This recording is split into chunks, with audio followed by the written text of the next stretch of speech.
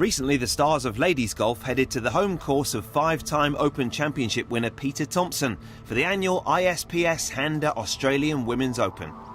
Victoria Golf Club played host to the first tournament 40 years ago, and winners include Annika Sorenstam, Carrie Webb, Laura Davis and Yani Sang. We went to the famed Melbourne Sandbelt to find out a bit more about the event and to see who'd lift the trophy this year. Absolutely has been a terrific relationship with LPGA. I mean, they came in, we've had a longer term agreement with LET and of course ALPG, but this is the third event we've run with LPGA, and they're a great tour to be involved with. You know, they bring a whole heap of their best players down, and they've been a big reason in terms of the growth of the ISPS HANDA Women's Australian Open. Another huge factor in the success of the tournament is the involvement of major sponsor ISPS. Formed by Japanese philanthropist Dr. Hirohisa Handa, the organisation supports golf tournaments all over the world with a view to sending out a powerful message.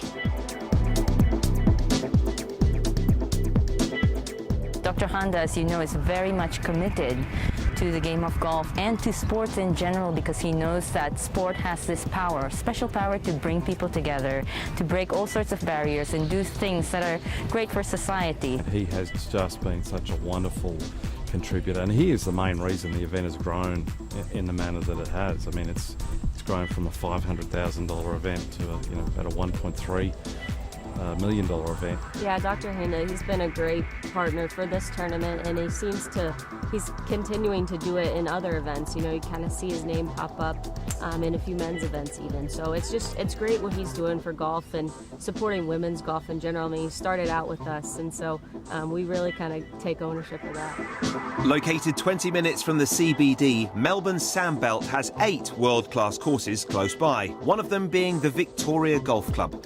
Host of major Australian tournaments on both the men's and women's tours, the unique layout and the variable Melbourne weather test all elements of a player's game.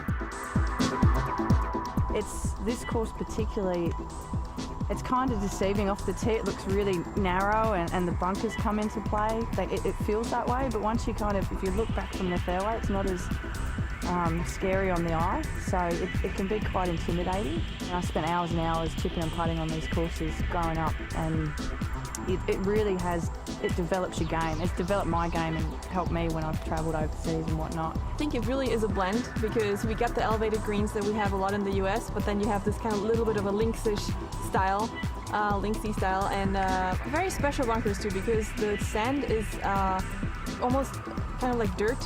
So depending what kind of lie you get, it can be very difficult to spin the ball or get it high up in the air. So I think that's going to be key to, first of all, not be in there, and if you're in there, choose the right shot. Yeah, when the wind picks up, it makes it obviously super tough, and I think you got to expect that at least 1 or 2 days out here. So I think we're in for a real treat. They're probably some of the best golf courses they get to play on tour over the course of the year, and they demand so much of the girls. They provide such a great challenge and also such a great setting for the drama that you want with a championship. In the event, a blustery wind on the Sunday did play its part in the drama, with home favourite Carrie Webb showing great touch and a mastery of the conditions to come back from 5 behind overnight. It was a remarkable end to 7 days that had seen her disqualified from her defence of last week's Australian Ladies Masters.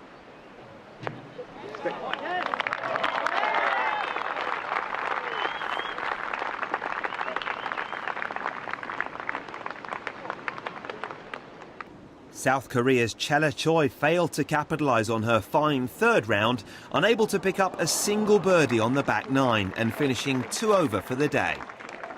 And that missed putt on the last, securing the ISPS HANDA Women's Australian Open for Webb for a 5th time in her career.